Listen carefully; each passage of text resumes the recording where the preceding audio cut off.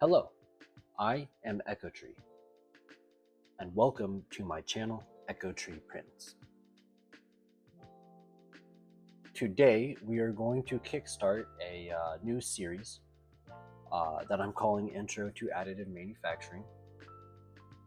And effectively, we are going to be looking at the more technical side of 3D printing, just general additive manufacturing throughout the course of these next few videos.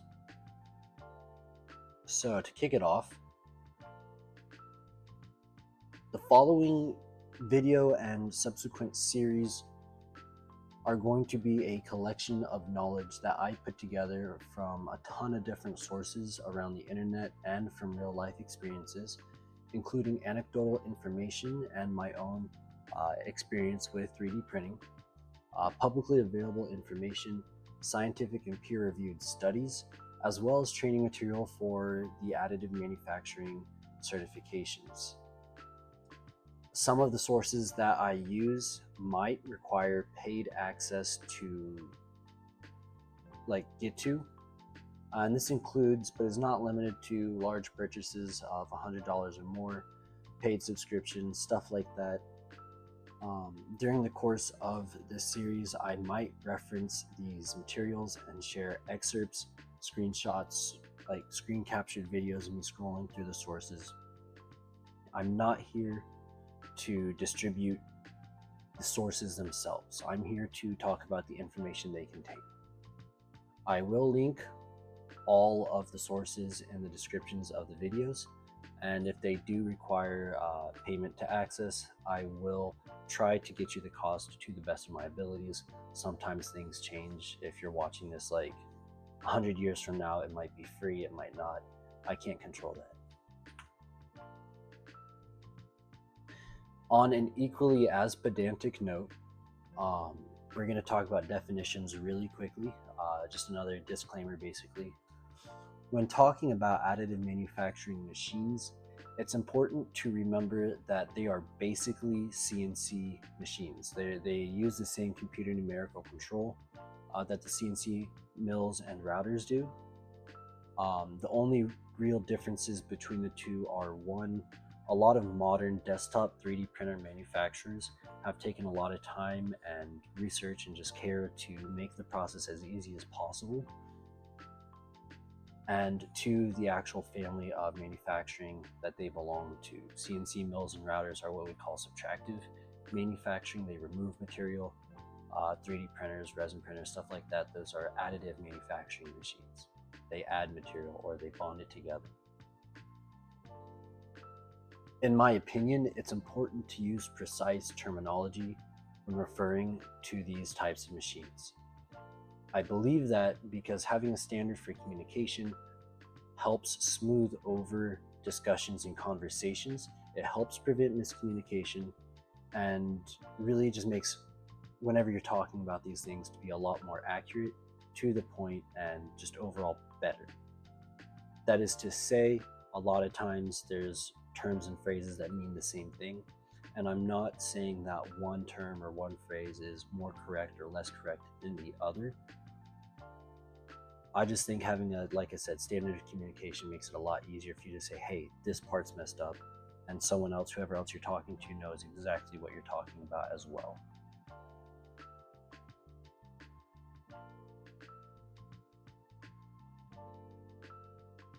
So next up, we're going to get into the meat of it here. What is additive manufacturing? Basically, additive manufacturing is the process by which you create a model or a thing by bonding material to other materials or to itself. And so we'll take a look at the first source here. Now this is the Additive Manufacturing Technologies 3rd edition by these fine fellow people up here. I'm not even going to try and pronounce their name, and so I don't think it's fair if I try and pronounce everyone else's name. But this is really a really good source of knowledge for not just like Bamboo Lab or Creality machines, but also just 3D printing in general. So let's get into it here. What is additive manufacturing? It's evolved over the years, and we'll actually go into this in a lot more detail in the history of additive manufacturing. That's going to be kind of a side quest, like a side concurrent series going along with this one. But we can reduce it to right here. Referred to in short as AM, the basic principle of this technology is that a model, initially generated using a 3D computer-aided design software, can be fabricated directly, like made directly without the need for process planning.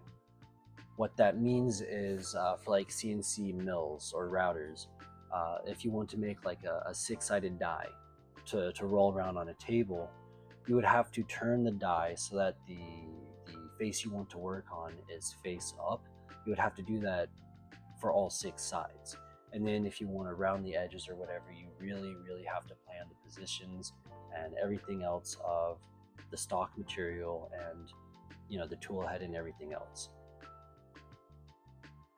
With additive manufacturing, it requires a lot less planning because we can essentially create these shapes layer by layer like this without the need to say, hey, I need to get a tool over here before we start working on this top part.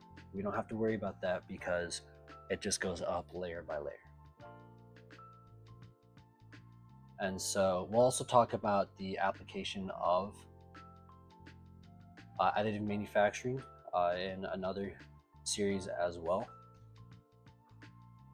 At the most basic level, you can use it for prototyping parts that are later going to be injection molding. You can use it for directly manufacturing parts. You can use it to make figurines, toys, masks, parts for computers, like internal parts for cars even. A lot of people are making dashboards and stuff. It's pretty cool.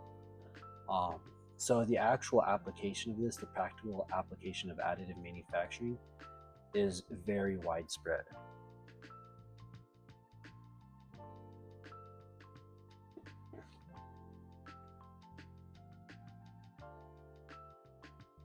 And so another kind of pedantic thing for me, these guys are precise instruments. Every single additive manufacturing machine requires precise parameters to be controlled effectively. Like I said before, though, a lot of manufacturers for like desktop 3D printers, they have put the time and work and effort into making these a lot easier to use. They've got a lot of those parameters set already, and you can change them if you want, but those are generally speaking the best parameters to use. That said, they're still machines and they still require care in operation. Getting some of the parameters wrong or incorrectly put in or anything like that can pose a great risk. The goal of this series in particular is to instill in you the best knowledge and confidence to approach any machine of any type of additive manufacturing technology and know how to operate it safely and to the best of your abilities. So now we're going to start with the types of additive manufacturing technologies. In the first couple of series, we're going to focus heavily on the two you see on the screen, the material extrusion based additive manufacturing machines and the Vat Photopolymerization machines. These two are the most common you'll see used as desktop 3D printers. The reason we're starting with these guys is I have the most experience with them, and I actually own, I used to own a lot of them. Now I only have like 3 material extrusion based printers. So we're going to focus on these guys for the start. So what is material extrusion? What is Vat Photopolymerization? Essentially, material extrusion 3D printers take a line of some stock material called filament and push it or pull it into a melt zone. really hot area, and then that in turn, the pressure from that process builds up and forces the liquid filament out onto a build platform, and then later subsequently bonds it to the previous layers. As far as material extrusion goes, the most popular ones you'll see are fused deposition modeling machines and fused filament fabrication machines. The two terms mean the exact same thing. The reason why there's two terms for it is because Stratasys owns the trademark for the term FDM, so you will often see FDM and FFF used interchangeably. So if we pop on over to my handy dandy book over here, let's go ahead and zoom in, sorry. And basically what I said, they work similar to how icing is applied to cakes. Material is contained in a reservoir and forced out through a nozzle when pressure is applied. Some key things to take away here: pressure needs to remain constant. The machine must be able to move on a horizontal plane, starting and stopping the flow of material precisely, and they must be able to index upward or move the part downward.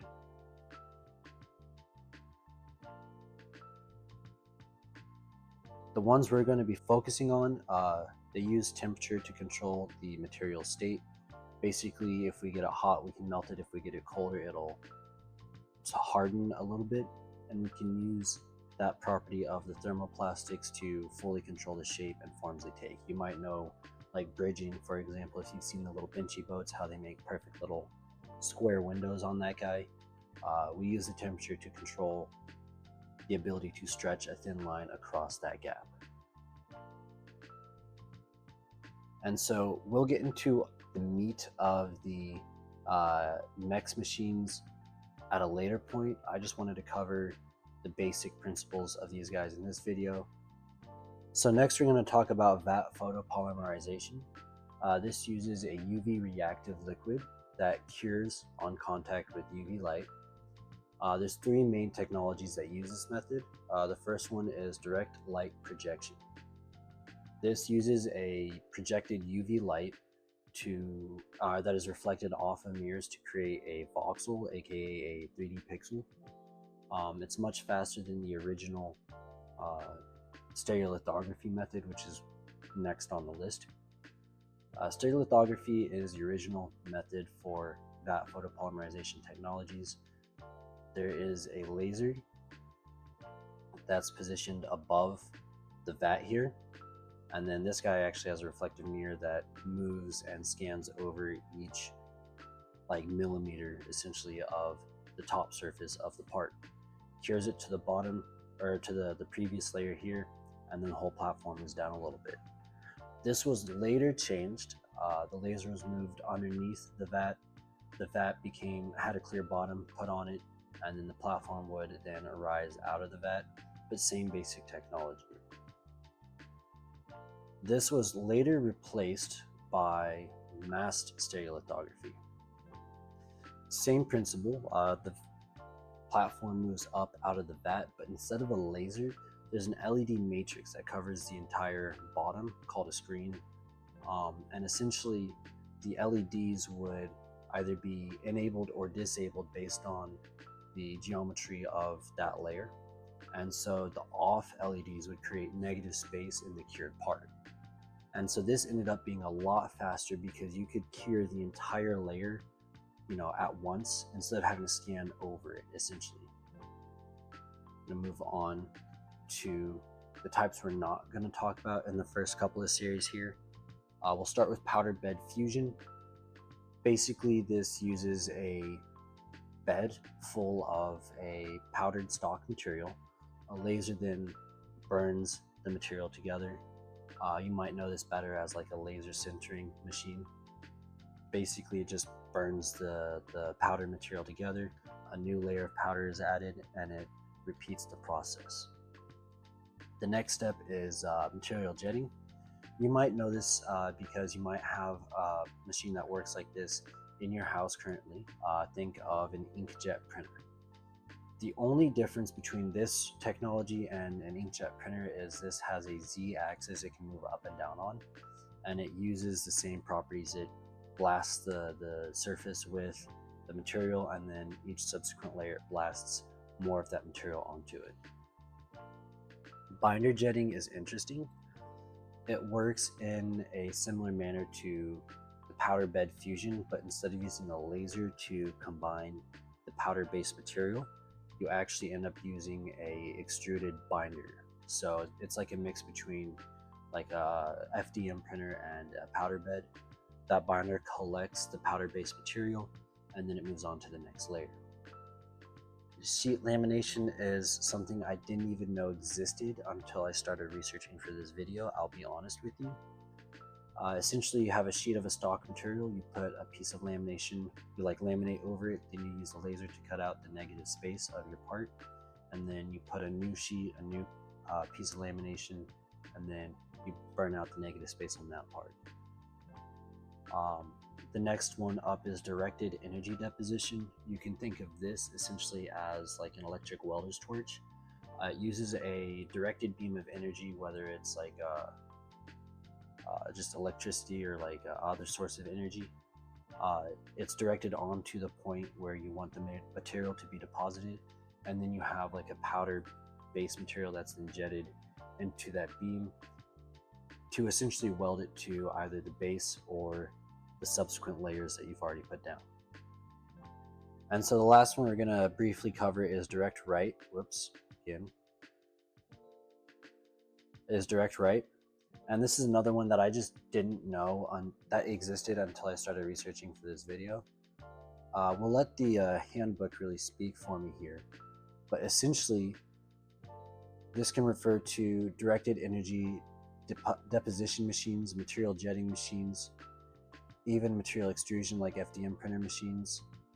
But really the distinguishing feature of direct write technologies is that these machines are capable of building a free-form structure with resolution in one or more dimensions below 50 micrometers.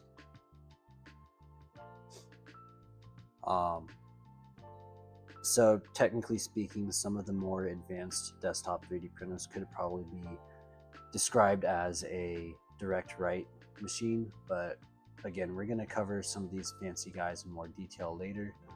These are usually used by defense research agencies, really high-level research agencies, stuff like that.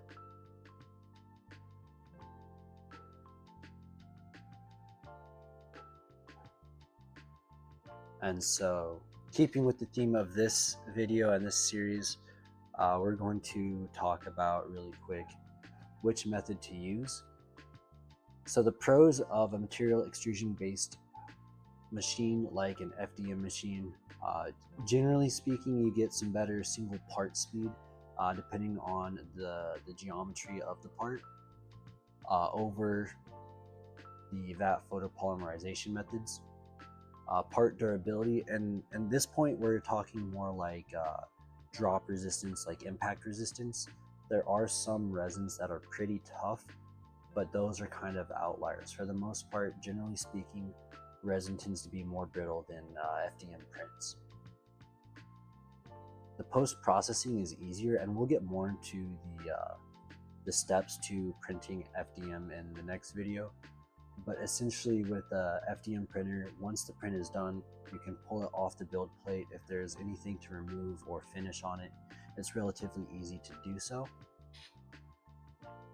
The cost of entry is, and huge asterisks around this, usually lower. There are some FDM machines that will cost you an arm and a leg, but the vast majority of them range anywhere from $300 to $600, and these machines are the ones that are going to treat you right every single time.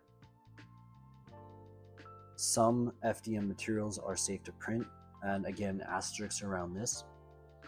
The big three that are safe to print on an FDM printer are PLA, PETG, and TPU.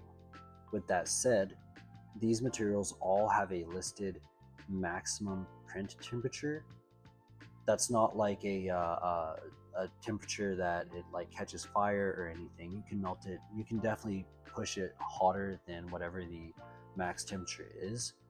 But once it goes beyond that max temperature, it tends to break down into some pretty nasty stuff. For example, PLA is relatively safe unless you have like a pre-existing respiratory issue or are allergic to lactose or like lactic acid. But effectively, PLA at 190 to 210 degrees Celsius is perfectly fine in a ventilated area. Once it goes over 230, it starts breaking down into known carcinogenic particles. So you'll want to watch your materials, stuff like that. The cons of FDM printing: the resolution is usually lower than most modern vat photopolymerization machines. Essentially, on FDM printers, you have a rectangular like pixel size, so to speak, because of the constraints on the nozzle and accurate extrusion.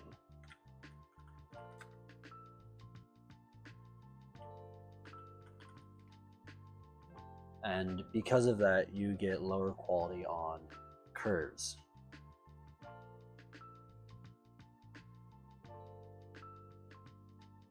So as you go up in a curve, the overhang, essentially the top part of the arc, tends to become longer and drawn out. And because we're not really able to bridge this area here, you end up having what's called stair stepping. You don't really get that on vat photopolymerization machines because they're able to do what's called anti-aliasing. If you know what that is, wonderful. If you don't, basically in computer graphics, we're able to do what's called anti-aliasing, where we blur the edges in between pixels to make curved shapes look more curved. With FDM printers, we can't do that. With vat photopolymerization printers, we can. And then let's go back to this example really quick. As far as the last downside, the surface quality is dependent on the layer height. Here you have much taller layers, and so the stair stepping is more pronounced. On this side, we have much smaller layers, and the stair stepping is less pronounced, though it's still there. So that's a really good double example right there of the cons of FDM printers. So the good side of vat photopolymerization, like I mentioned, higher resolution, better surfaces, but also multiple part speed. Like I mentioned before, with the masked stereolithography technology, you're able to cure the entire layer at once instead of having to skip to a new region every time you need to complete a layer, essentially. So you can print large batches of figures, or whatever you're doing really, onto the bed without increasing the overall layer time per layer. The downside of vat photopolymerization, we'll start with the bottom one. The materials are usually toxic. There's some out there that aren't as bad, but generally speaking, you don't want to be inhaling the air that comes off of the liquid resin. You don't want to be inhaling the air that comes out during the curing process. You don't want the materials to touch your hands, your eyes. You don't want it to get into your nose, mouth. You don't want to ingest it. Overall, it's just nasty. And because of that, the cost of entry for vat photopolymerization machines tend to be higher. For one, you have to get the machine just like with a FDM printer, but you'll also need a washing machine and a curing machine. You can usually get those either bundled into 1 or 2 units, but you need those because you'll need to remove any excess resin that's on the part, and then you'll need to re-cure the part to finalize its form. And to do all of that, you'll need personal protective equipment like goggles, gloves, anything to protect your clothes, maybe a respirator if you don't have a super well ventilated area. And so that kind of tends to add up. And that also rolls into the post-processing. There's a lot more to post-processing a resin print than there is to post-process an FDM print. And we already mentioned durability. If you drop a resin print, typically it shatters. I'm going to power through these guys as well. Powder bed fusion, like I said, it uses a powder base, usually a metal or a polymer. You can make stuff, complex shapes out of this that might be harder to do on a standard FDM machine or on a resin machine. Material jetting used to use a waxy plastic, and that made it perfect for investment casting. If you don't know what investment casting is, essentially you make a mold out of, or like make a part out of something that burns off really easily. You encase it in molding sand and a mold, and then you pour the liquid metal, the hot liquid metal, in over the top, and it burns away the waxy plastic as it fills it in, leaving just the metal in the shape of the part you want. And directed energy deposition machines, they're great for complex metal forms, usually something that is harder to do with a laser sinter if it's rather large, stuff like that. So depending on the parts you want to make, if you want to make little minifigures, go with the resin printer. If you want to make, you know, load bearing stuff, structural stuff, probably stick with one of the other methods. The focus for these videos, like I said, will be focusing on the MEX affines.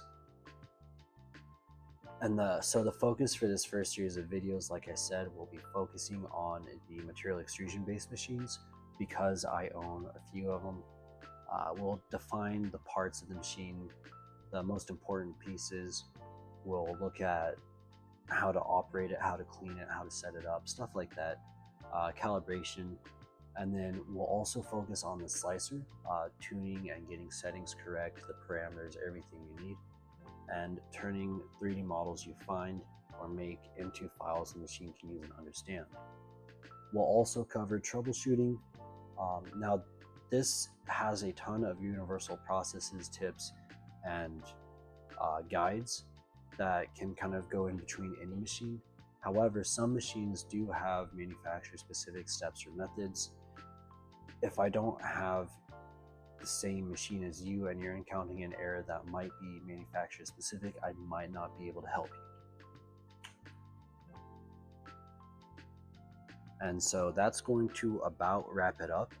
If you want to see the next video in the series where we start diving into FDM machines, please subscribe. If you like the introduction here, leave a like. And yeah, thank you all for watching.